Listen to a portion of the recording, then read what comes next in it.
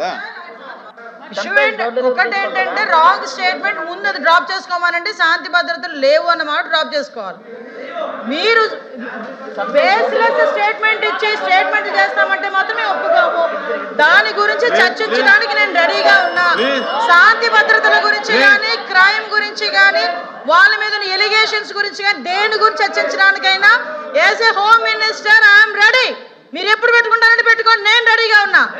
దానికి అన్నిటికీ కూడా సమాధానం చెప్తా విత్ ఉదాహరణలు.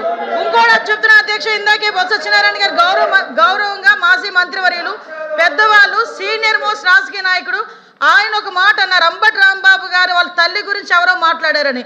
ఆధారాలు ఇవ్వమనండి, ఇమ్మీడియట్ గా యాక్షన్ తీసుకోకపోతే అప్పుడు అడగమనండి. ఇవ్వనండి ఆధారాలు, ఇవ్వనండి ఆధారాలు, నేను ఇస్తా. ఇదే అంబటి రాంబాబు గారు బయటకు వచ్చి ఇష్టానుసారంగా మాట్లాడి మళ్ళా బయటకు వచ్చి క్షమాపణ చెప్పారని చెప్తున్నారు కదా.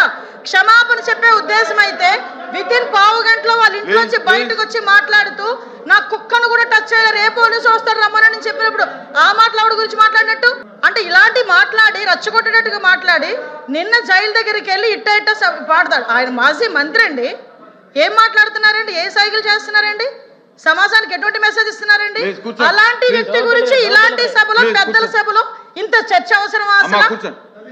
ఇంత అలాంటి వ్యక్తి గురించి అలాంటి అనకూడదు కానీ తల్లిని చెల్లిని కూడా మాట్లాడే వాళ్ళ గురించి ఈ రోజు ఈ సభలో, ఈ పెద్దల సభలో ఇంత చర్చ అవసరమా? అతని గురించి వెనకేసుకు రావడం అవసరమా? అసలు మీకేమైనా అసలు సెన్స్ ఉందా అని అడుగుతున్నాను నేను. ఈ రోజు కనీసం ఆలోచన చేసుకోవాలి కదా.